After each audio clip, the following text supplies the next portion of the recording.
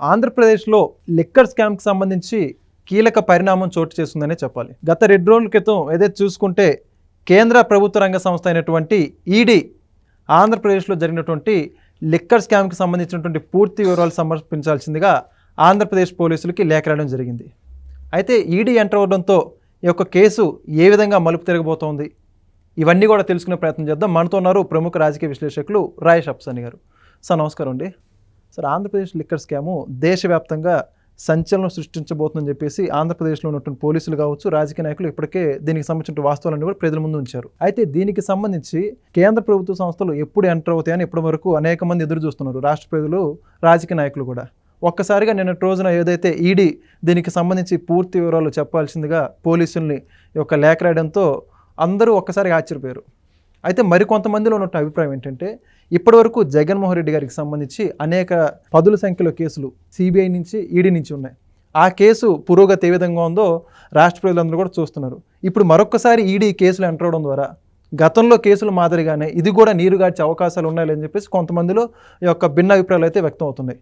మరి ఏం జరగవచ్చుంటారు ఈ కేసుకు సంబంధించి భవిష్యత్తులో ఈడీ ఎంటర్ అయినటువంటి నేపథ్యంలో? ఇప్పుడు ఎప్పుడైతే ఆంధ్రప్రదేశ్ మద్యం పాలసీ 2019-24 వరకు జగన్మోహన్ రెడ్డి గారి పాలనా హయాంలో జరిగిన మద్యం పాలసీ మాటున జరిగిన అక్రమాలు, అవినీతి, మనీ లాండరింగ్, వేలాది కోట్ల రూపాయల అక్రమ పెట్టుబడులు, విదేశాలకు తరలింపు, రకరకాల వర్షన్స్, రకరకాల వాదనలు మనం వింటూ ఉన్నాం. రకరకాల వాస్తవాలు కూడా విచారణలో వెల్లడవుతూ ఉన్నాయి. వీటన్నిటి నేపథ్యంలో ఆంధ్రప్రదేశ్ రాష్ట్ర ప్రభుత్వం ద్వారా ఏర్పాటు చేయబడిన SIT, special investigation team, Vijayawada police commissioner Rajasekhar Babu గారి నేతృత్వంలో ఒక సిట్ ఏర్పాటు చేశారు. ఈ సిట్టు విచారిస్తున్న నేపథ్యంలో ఈ సిట్టు విచారణలోనే ఇన్ని వాస్తవాలు వెల్లడయ్యాయి. ఇప్పటికీ 4-5 అరెస్ట్ అయ్యారు. ఇంకా మాజీ ఐఏఎస్ అధికారి ధనంజయ రెడ్డి దగ్గర నుంచి మాజీ జగన్మోహన్ రెడ్డి గారు ఓఎస్డి కృష్ణమోహన్ రెడ్డి, భారతీ సిమెంట్స్లో భారతి గారికి ఫైనాన్షియల్ వ్యవహారాలన్నీ పర్యవేక్షించే భారతీ సిమెంట్స్ డైరెక్టర్ గోవిందప్ప బాలాజీ కూడా అక్యూజ్డ్ లిస్టులో చేరారు. విజయసాయిరెడ్డి, అలాగే మిథున్ రెడ్డి లాంటి నోటెడ్ పర్సనాలిటీస్, ఒకరు లోక్సభ సభ్యుడు, ఒకరు మాజీ రాజ్యసభ సభ్యుడు, వీళ్ళు కూడా కేసులో అక్యూజ్డ్గా ఉన్నారు. ఇంత ఎమినెంట్ కేసు, ఇంత హై ప్రొఫైల్డ్ వ్యక్తులు అక్యూజ్డ్గా ఇన్వాల్వ్ అయిన కేసు సిట్టు విచారిస్తూ ఉంది, వాస్తవాలు వెల్లడి అవుతూ ఉన్నాయి. ఈ నేపథ్యంలో ఎన్ఫోర్స్మెంట్ డైరెక్టరేట్ ఎంటర్ అయింది. ఎన్ఫోర్స్మెంట్ డైరెక్టరేట్ అనగానే మీరు ఇందాక వ్యక్తం చేసినట్టుగానే జగన్మోహన్ రెడ్డి గారి మీద 2011లో నమోదైన కేసు, ఆయన 2012లో అరెస్ట్ అయ్యారు. 2013 సెప్టెంబర్ 23 రోజు ఆయనకి కండిషన్ బెయిల్ దక్కింది. 2013 నుంచి ఇప్పటి వరకు అనుకుంటే దాదాపుగా 11 సంవత్సరాల 7 నెలల 16 రోజుల పాటు ఆయన బెయిల్ మీద ఉన్నారు. మరి ఇంత సుదీర్ఘకాలం బెయిల్ మీద ఉన్నారు. కేసులు ఏ స్టేజ్కి రీచ్ అయినాయి?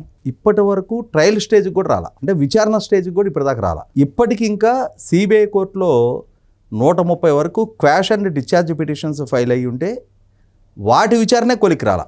వాటి విచారణ కొలిక్కి రాకుండానే ఇప్పటికి సిబిఐ కోర్టులో 6 జడ్జీలు బదిలీ అయ్యారు. ఎలా సాధ్యపడుతుంది? ఎందుకు సాధ్యపడుతుంది? దేశంలో ఉన్న మిగిలిన అందరి అక్యూజ్డ్కి కూడా ఈ విధమైన సౌలభ్యం దక్కుద్దా? ఇది ఒక జగన్మోహన్ రెడ్డి గారికే దక్కుతూ ఉందా? ఎస్, ఖచ్చితంగా జగన్మోహన్ రెడ్డి గారు ఒక ఎక్సెప్షనల్ పర్సనాలిటీగానే పరిగణించబడతా ఉన్నాడు. కాబట్టే ఆయన బెయిల్ కండిషన్స్ ఉల్లంఘించిన రీసెంట్గా మిర్చియార్డు సందర్శనకి వెళ్ళాడు. అప్పుడు MLC election code of conduct అమల్లో ఉంది. ఆయన పర్యటించడానికి వీల్లేదు కోడ్ ఆఫ్ కండక్ట్ అమల్లో ఉన్నప్పుడు అని చెప్పని పోలీసులు ఆయనకి ఆదేశాలు ఇచ్చున్నారు.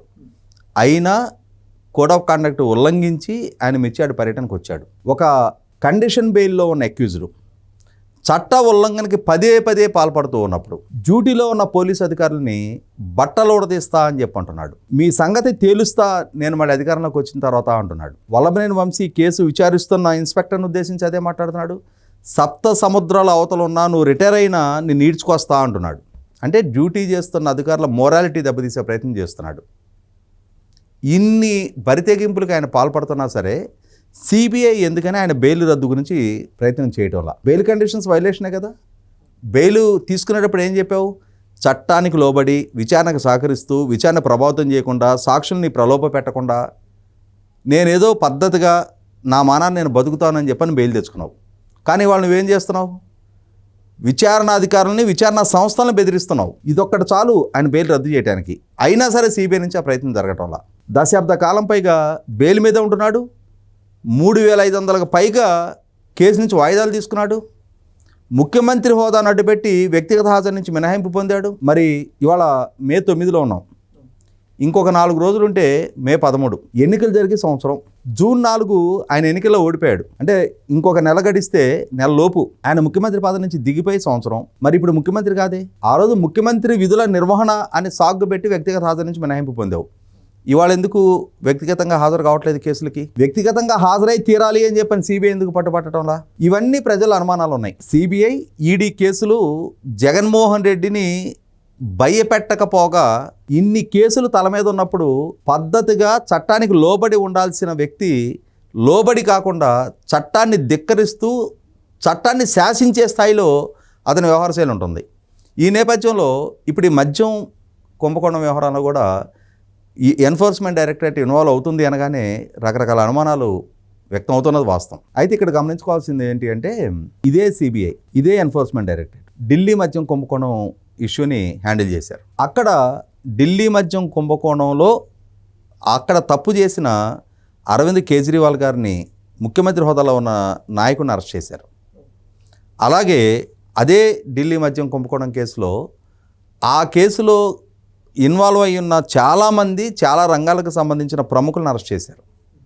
న్యాయస్థానాలు కూడా చాలా క్రియాశీలకంగా వ్యవహరించినాయి. ఎన్ఫోర్స్మెంట్ డైరెక్టరేటు స్పష్టమైన సాక్ష్యాధారాలు సేకరించింది, లోతైన విచారణ జరిపింది. అటువంటి కేసే ఇవాళ ఆంధ్రప్రదేశ్ రాష్ట్రంలో కూడా జరిగింది. ఇంకా క్వాంటిటీ ఆఫ్ కరప్షన్ పరంగా చూసుకున్నప్పుడు ఢిల్లీ మద్యం కుంభకోణంలో జరిగిన అవినీతి కన్నా ఎన్నో రెట్లు ఎక్కువ అవినీతి ఆంధ్రప్రదేశ్ రాష్ట్రంలో జరిగింది.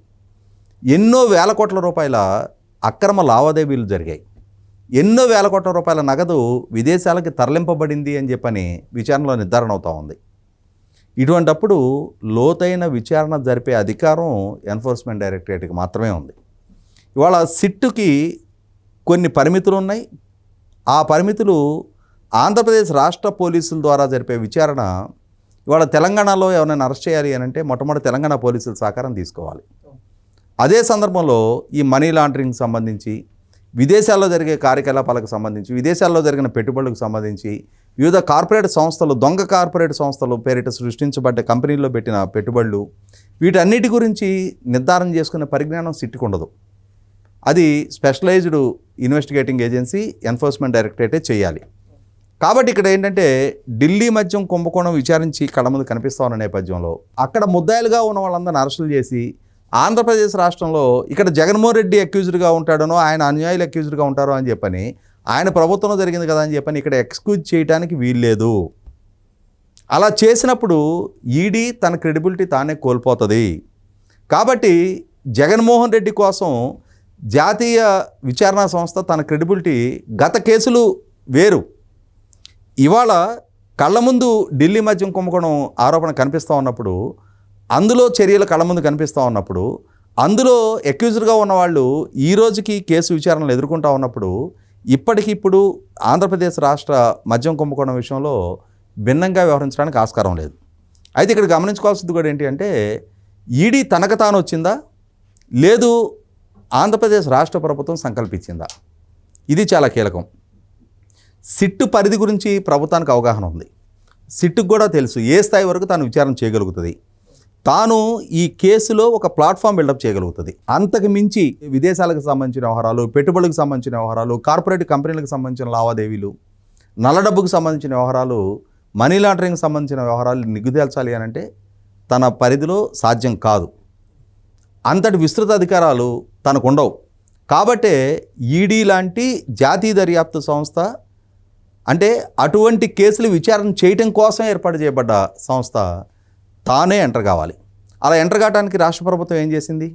ఒకసారి మనం వెనక్కి తిరిగి గుర్తు చేసుకుంటే లావు శ్రీకృష్ణదేవరాయలు గారు తెలుగుదేశం పార్లమెంటరీ పార్టీ నాయకుడు పార్లమెంటు వేదికగా లోక్సభ సమావేశాల్లో ఈ అంశాన్ని ప్రస్తావించారు. ఈ అంశాన్ని ప్రస్తావించిన తర్వాత ఎన్ని వేల కోట్ల రూపాయలు విదేశాలకు తరలించబడ్డాయనే సమాచారాన్ని కూడా పార్లమెంటు ద్వారా దేశం దృష్టికి తీసుకొచ్చారు, కేంద్ర ప్రభుత్వం దృష్టికి తీసుకొచ్చారు. స్పందించిన కేంద్ర హోంశాఖ మంత్రి అమిత్ షా గారు కృష్ణదేవరాయలు గారిని పిలిచి వివరాలు కనుక్కున్న తర్వాత వారిద్దరి మధ్య జరిగిన సంభాషణల్ని కృష్ణదేవరాయలు గారు మళ్ళీ అమరావతికి వచ్చి చంద్రబాబు నాయుడు గారికి వాటి గురించి బ్రీఫింగ్ ఇచ్చిన తర్వాత అప్పుడు ఈడీ ఎంటర్ అయింది.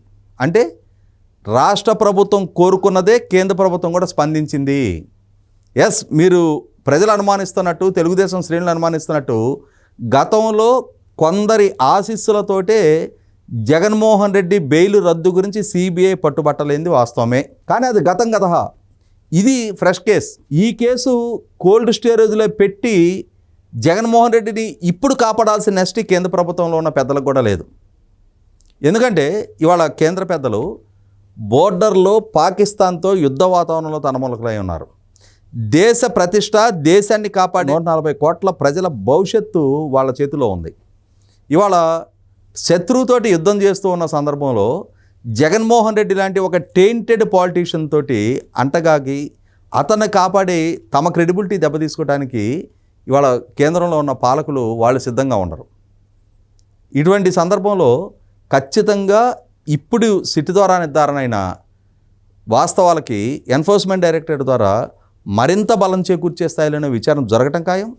ఆ విచారణ జరిగిన సందర్భంగా ఎండ్ బెనిఫిషరీ జగన్మోహన్ రెడ్డి, ఆయన సతీమణి ఇవాళ గోవిందప్ప బాలాజీ ద్వారా భారతి గారికి చేరింది అనే సమాచారం అంతా ఉంది. అలాగే ధనంజయ రెడ్డి, కృష్ణమోహన్ రెడ్డి ద్వారా జగన్మోహన్ రెడ్డి గారికి చేరాయి అని చెప్పిన సమాచారం వస్తూ ఉంది. ముఖ్యమంత్రిగా జగన్మోహన్ రెడ్డి గారు ఉన్నారు, వాళ్ళ కుటుంబానికి లబ్ధి చేకూరింది. జార్ఖండ్ సీఎంగా హేమంత్ సోరెన్ తాను ముఖ్యమంత్రిగా ఉండి తన కుటుంబానికి సంబంధించిన కంపెనీలకి లబ్ధి చేకూర్చుకున్నాడు అని చెప్పని ముఖ్యమంత్రి హోదాలో ఉన్న ఆయన మీద కేసు నమోదు చేసి అరెస్ట్ చేశారు.